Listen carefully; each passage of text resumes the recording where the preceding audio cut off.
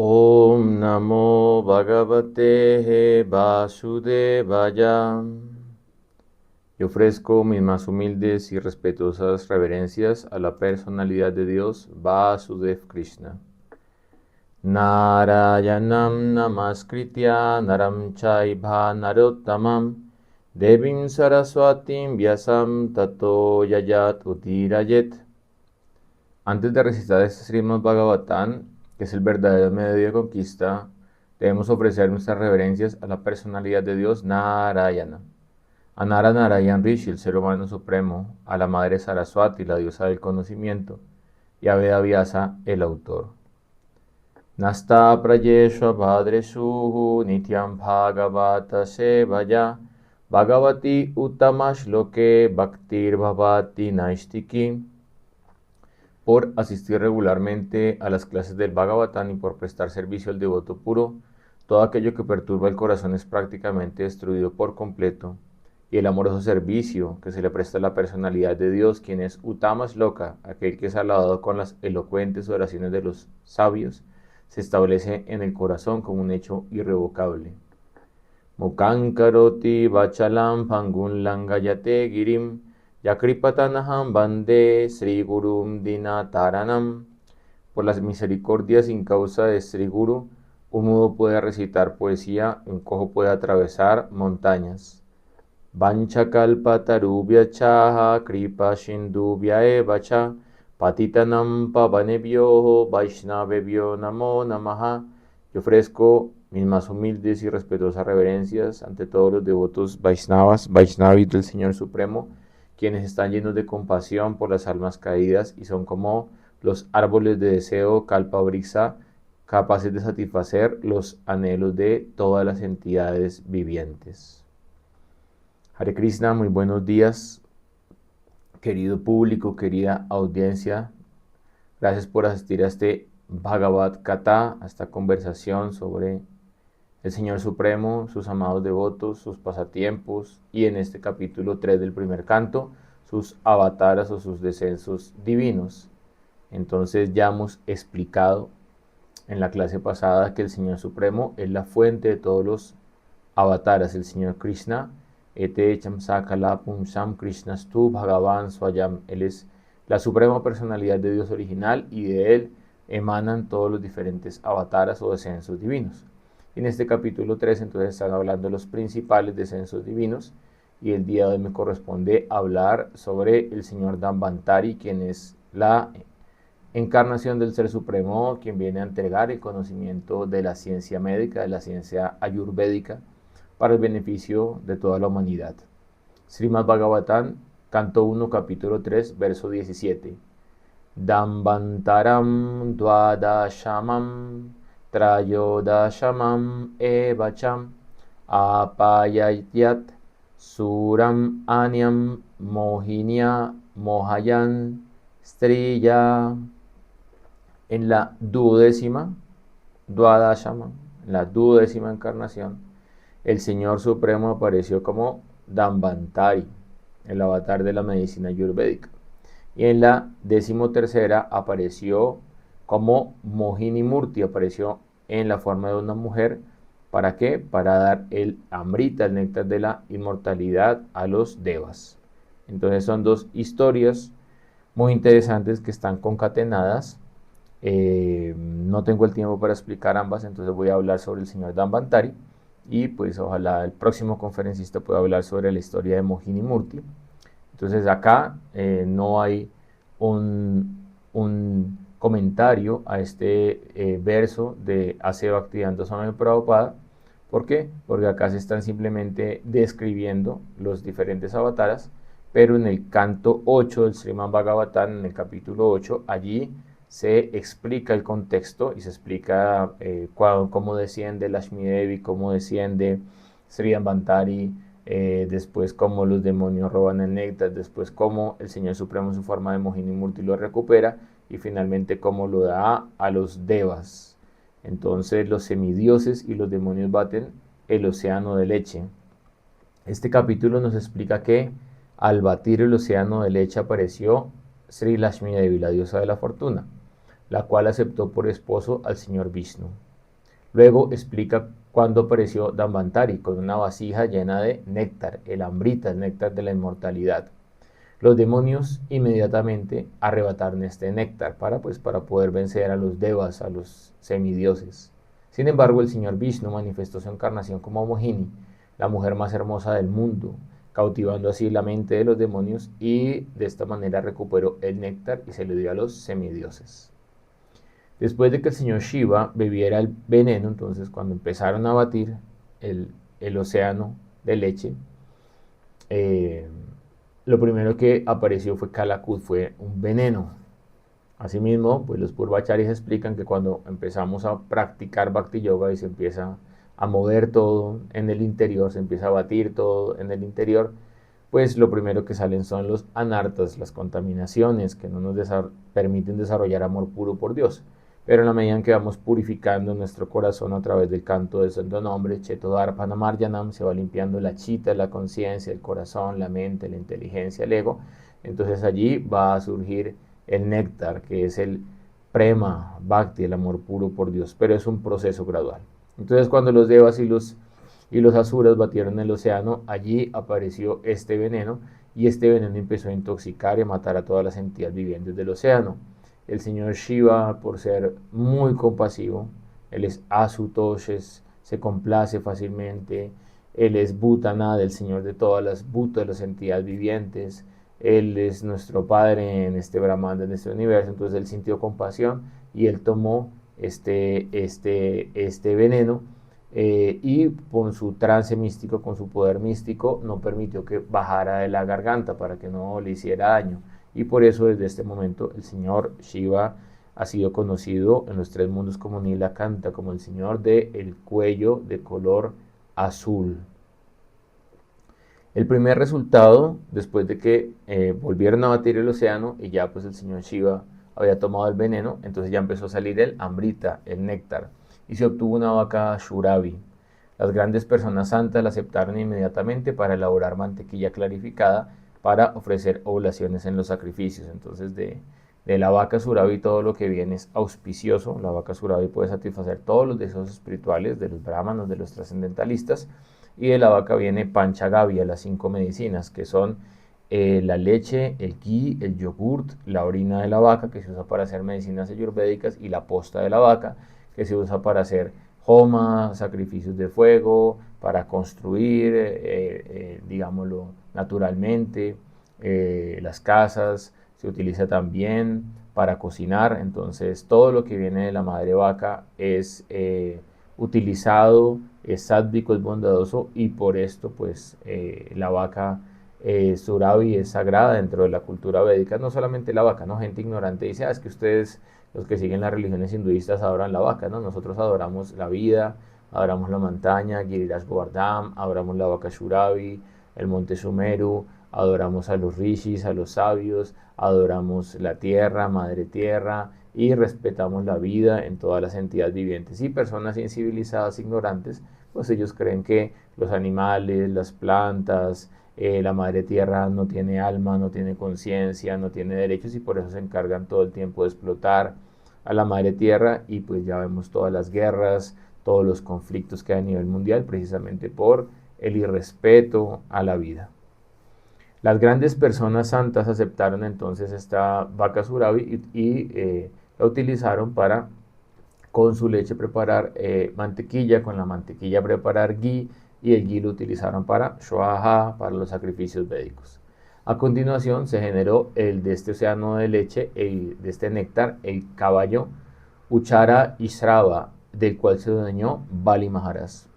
Acto seguido aparecieron Airavata, el transportador del señor Indra y otros elefantes que puedan desplazarse a cualquier lugar en todas las direcciones y también aparecieron elefantas. Entonces recuerden que después de que Indra intenta destruir Brindavan y pues después de eso cae en cuenta del error que ha cometido, la ofensa que ha cometido contra Krishna, contra los Brajavasis, entonces los devas le aconsejan, vaya, hágale una ofrenda a Krishna, pida perdón, entonces él desciende y con la vaca Suravi hacen Abhishek al señor Krishna y con Airavata también hace Abhishek al señor Krishna y allí entonces ellos dan el nombre a Krishna de Govinda. Govinda, el que da placer a las vacas, el que da placer a los sentidos de las brahmanas, el que da placer a los gopas, el que da placer a las gopis. Se generó también la gema Kaustuba que el señor Vishnu utilizó para colocar sobre su pecho. Entonces el señor Vishnu siempre estaba adornado con una gema Kaustuba. Seguidamente se generaron la flor pariyata, que pues después está toda esta historia de otra vez Indra en conflicto con el señor supremo por esta flor pariyata, etc. Las apsaras, que son mujeres hermosas, que digámoslo así, son cortesanas en los planetas de los semidioses en Swarga Loka. A continuación apareció Lashmi Devi, la diosa de la fortuna, a quien adoraron respetuosamente los devas, los grandes sabios, los gandharvas, los músicos de los planetas celestiales. La diosa de la fortuna no encontraba a nadie digno de ser su esposo, hasta que finalmente escogió al señor Vishnu, a quien ofreció un lugar en su pecho donde permanece eternamente. Entonces, el señor Vishnu tiene una marca de color dorado que se llama Srivatsa, y esa marca representa que Sri, la diosa de la fortuna, mora eternamente en el pecho, en el corazón del señor Vishnu. Con aquella combinación de Lakshmi Narayan, todos los presentes, entre los semidioses y la gente común, se sintieron muy complacidos a ver a Sri Lakshmi Narayan, a la pareja divina. Entonces, pues digamos lo que debido a que Lakshmi no se quiso casar con ninguno de los asuras, ella escogió, tampoco se quiso casar con ninguno de los devas, el único digno para ser su esposo fue el señor Vishnu. Entonces los asuras se sintieron muy tristes, y allí entonces fue generada Varuni, la diosa de la bebida, y adivinen quién se quedó con ella, se quedaron los demonios. Por eso las personas santas, ellos practican saucham, pureza interna e interna, y no se intoxican con estupefacientes, con drogas, con alcohol. Entonces Varuni pasó a pertenecer a los demonios, a quienes les gusta la bebida, la embriaguez y la intoxicación. Después de esto, los demonios y los semidioses comenzaron a batir con una renovada energía, porque pues bueno, ya estaba Lakshmi, y los devas se pusieron muy felices de ver a Lakshmi Narayan, y entonces los demonios tuvieron a Varuni, la diosa de la bebida, de la embriaguez, entonces tenían más energía y de nuevo empezaron a batir a Vashuki, la serpiente, para poder generar más néctar de la inmortalidad. Y allí en ese momento aparece la encarnación parcial del señor Vishnu llamada Dambantari. Él era muy hermoso, llevaba un cántaro lleno de néctar. Los demonios le arrebataron el cántaro y salieron huyendo. Muy apenados, los semidioses fueron al señor Vishnu, porque ellos sabían, si los demonios se toman el néctar de la inmortalidad, pues van a ser muy poderosos y nos van a ganar en la batalla. Entonces los semidioses guardaron silencio sin entrar en combate. Mientras los demonios peleaban, el Señor apareció, porque peleaban unos con otros a ver quién tomaba el néctar primero. El Señor apareció personalmente en la encarnación de Mohini Murti, la mujer más hermosa del universo. Y después de eso los convenció, los sedujo, les quitó el néctar de la inmortalidad y se los dio a los devas. Entonces eso ya es otra historia. Como les dije, hoy solamente voy a hablar del Señor Dambantari. En este capítulo 8 del canto 8 del Bhagavatam, entonces allí ya específicamente se describe este momento en el cual aparece Sri Dambantari. Oh rey, a continuación, mientras los hijos de Kashyapa, entonces recuerden que Kashyapa tenía dos esposas, Diti y Aditi tenía más esposas, pero bueno, entonces tiene a la madre de los devas y a la madre de los asuras. Es decir, que los devas y los asuras son hermanos, y ambos cumplen una función dentro del universo de mantener el orden cósmico de la creación. Si uno piensa en el demonio, en Satanás, como una entidad independiente de la creación, del Ser Supremo, de la voluntad del Ser Supremo, entonces pues Dios dejaría de ser todopoderoso. Pero no, el Señor Supremo crea a los asuras, crea a los devas, y a través de estas dos fuerzas uno puede, digámoslo, ver a Vidya, la oscuridad, la luz, y de acuerdo a eso, entonces algunas personas optan por ir hacia el lado de la oscuridad y desarrollan cualidades demoníacas, y otras personas optan por desarrollar cualidades divinas y van hacia la luz divina. Por eso el Sri Upanishad del mantra número 11 dice que uno debe aprender juntos el proceso de la vidya y la avidya. Entonces en el mundo material tenemos que aprender de lo que se debe hacer y de lo que no se debe hacer. Y por eso hay devas y por eso hay asuras. Entonces, Después de que los devas y los asuras estaban batiendo el néctar, apareció una maravillosa personalidad. Era de constitución fuerte, tenía los brazos largos y robustos, poderosos. Su cuello estaba marcado con 3 líneas, como una caracola. Hay un sastra que se llama Samudrika y en ese sastra se explican los rasgos de una persona y al entender los rasgos de una persona uno puede ver si tiene una naturaleza divina, demoníaca, cómo es su mentalidad, cómo es su karma, etc. Entonces hay unos signos que son característicos de un Mahapurusha, de una gran personalidad, de un gran ser humano. Y uno de esos es tener el cuello marcado con 3 líneas como una caracola. Tener ciertas partes del cuerpo de color rojizo, como las palmas de las manos, las plantas de los pies, tener un ombligo profundo, tener unos brazos largos, etcétera. Entonces, todas esas características se manifestaron en el cuerpo del señor Dambantari. Entonces ellos se dieron cuenta, esta es una personalidad de origen divino. Era muy joven, su piel era de color shyam, de color oscuro, llevaba un collar de flores y todo su cuerpo estaba adornado con alhajas. Estaba vestido con ropas amarillas, pitámbara. Entonces allí ya dijeron, no, esta es una encarnación del señor Vishnu. Llevaba unos pendientes de perlas pulidos y muy brillantes. Las puntas de sus cabellos estaban ungidos en aceite y su pecho era muy amplio.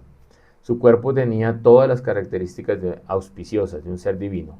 Era fuerte, robusto como un león y se adornaba con ajorcas, con ornamentos. Y en su mano llevaba una vasija de néctar. Entonces hay diferentes formas de representación del señor Vishnu.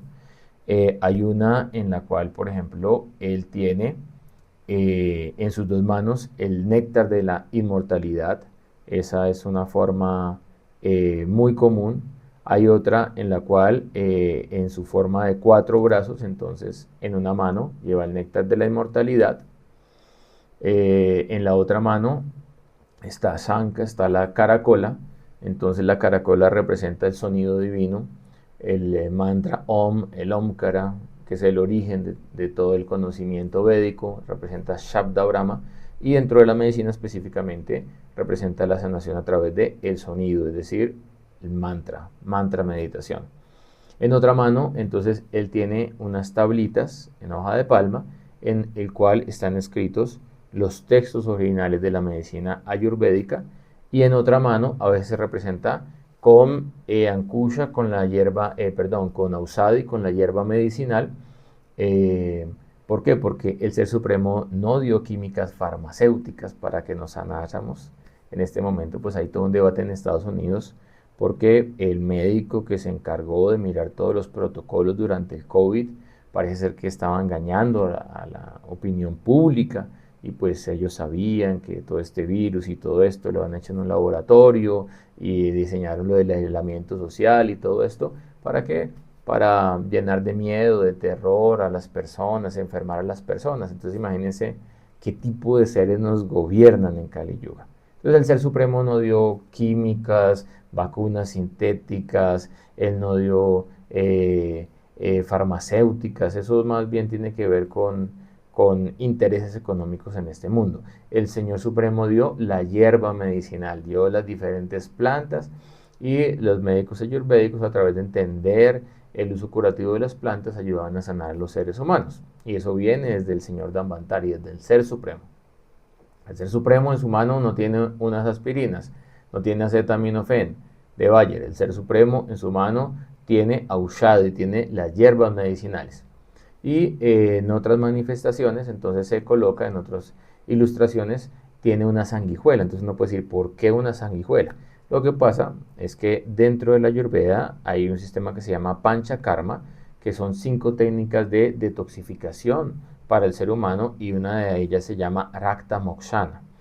Entonces eso no lo conocen en Occidente y por eso lamentablemente tienen que amputar la pierna de una persona que tiene diabetes.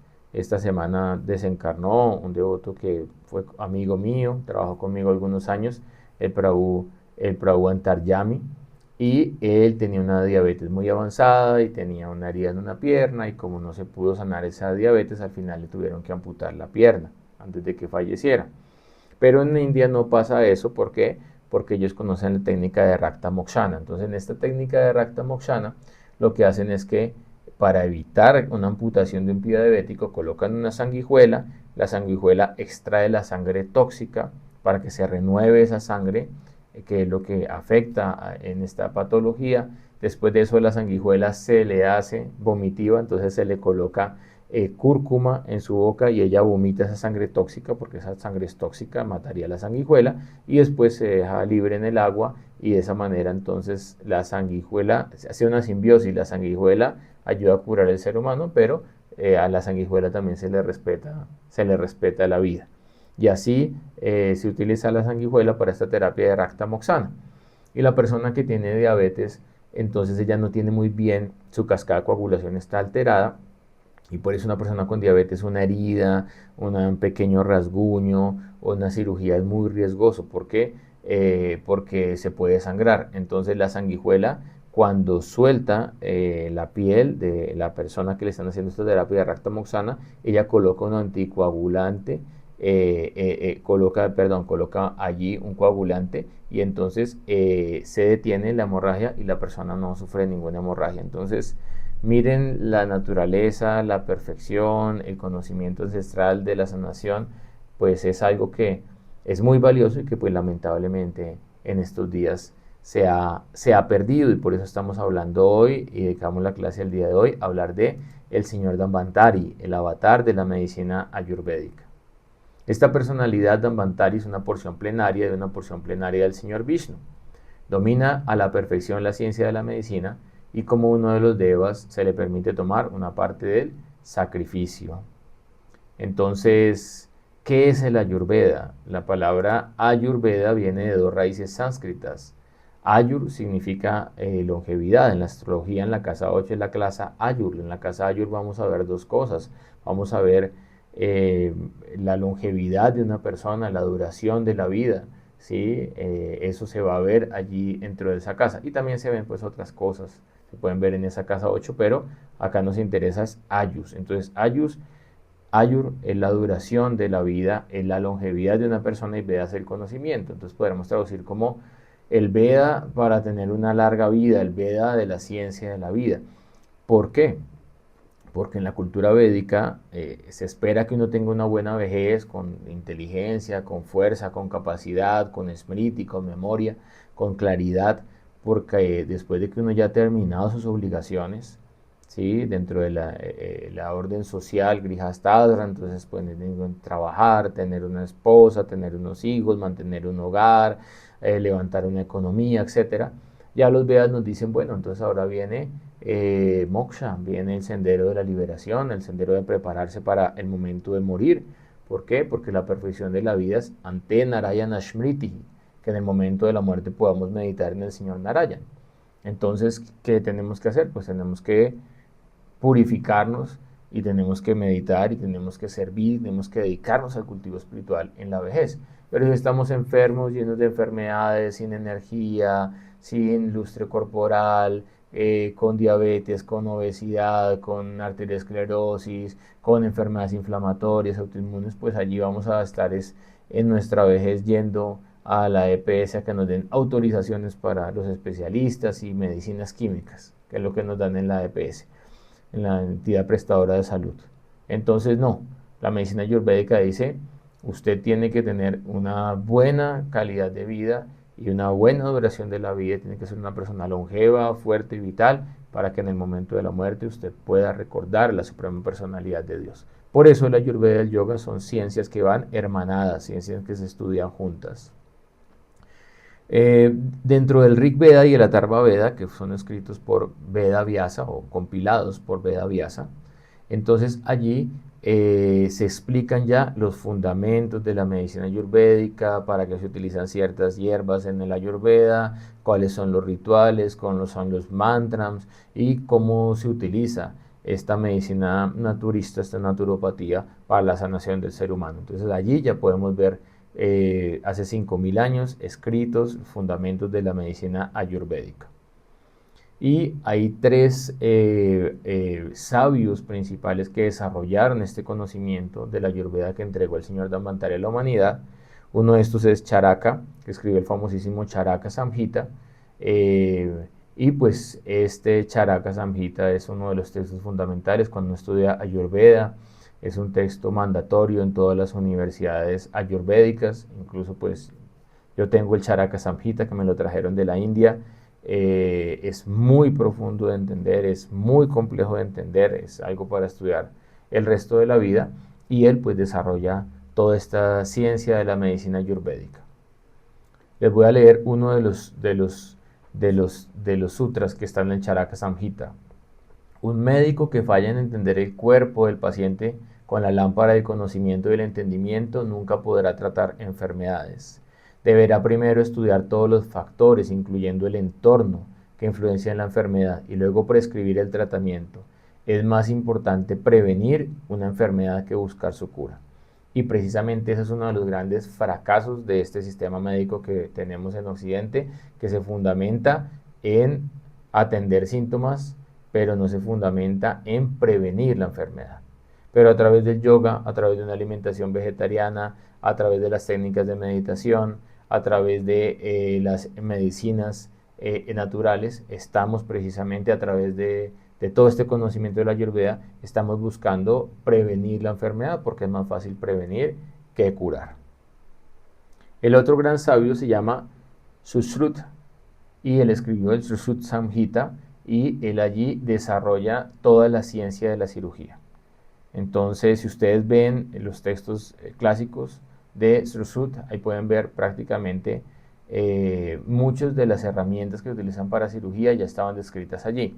Obviamente la ciencia sí ha evolucionado en ciertas cosas, como por ejemplo ahora tienen esta fibra óptica y pueden colocar una cámara y un bot y operar a través de eso y generar menos, digámoslo, menos trauma para la persona que está siendo operada. Entonces, pues hay cosas que no están descritas en el Sushruta Samhita, pero gran parte del instrumental quirúrgico básico que se utiliza en todo el mundo para operar ya estaba escrito en el Sushruta Samhita hace miles de años. E incluso, Sushruta es considerado el padre de la cirugía estética, el padre de las cirugías de corazón y también el padre de las cirugías craneales, que pues digamos lo que supuestamente eso es algo moderno en la historia de la medicina, pero en el Ayurveda de antaño ya se escriben este tipo de cirugías dentro de este tratado. Ese es pues el texto que yo menos he estudiado. ¿Por qué? Porque pues yo no soy médico, no soy cirujano, entonces no me interesa estudiar este tratado de la cirugía. Y después de esto entonces Bhagavata, que es considerado un discípulo de Charaka, él explica de forma más resumida y más sencilla, porque el Charaka Samhita es un conocimiento muy vasto. Entonces él hace dos compendios, uno es el Astanga Hridaya y el otro es el Astanga Samgraha, y allí en estos textos pues explica de forma más resumida y más práctica el Ayurveda para los tiempos modernos. Según Bhagavata, el 85% de las enfermedades pueden ser tratadas por el paciente y solo el 15% requieren de un médico tratante. Entonces, si usted va al médico, puede tener diferentes enfermedades y le va a decir lo mismo. Tiene que descansar apropiadamente, tiene que bajarle el cortisol, bajarle al estrés, aprender a manejar el estrés, tiene que comer en bondad, no coma comida chatarra, no coma ultraprocesados, tiene que hacer actividad física.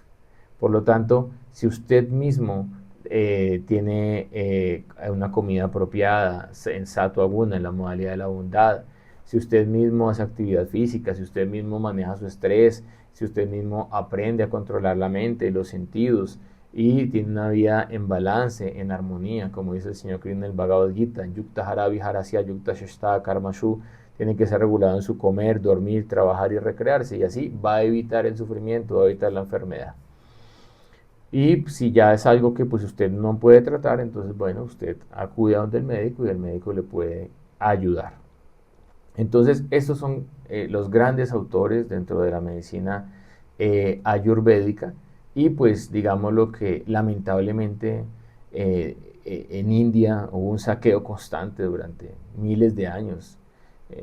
Hay gente ignorante que dice, ay, es que en India hay mucha pobreza. La pobreza en India no tiene precedente histórico. Durante miles de años, India fue un país muy rico en el cual todas las personas de todas las castas tenían lo necesario para vivir cómodamente.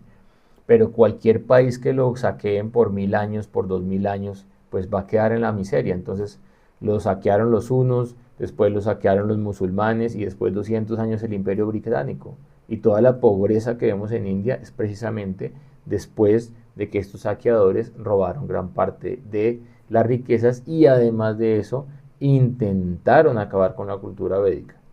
Entonces imagínense a los médicos ayurvédicos que conocían la ciencia marma, que es la ciencia de sanar con las manos, les amputaban los dedos.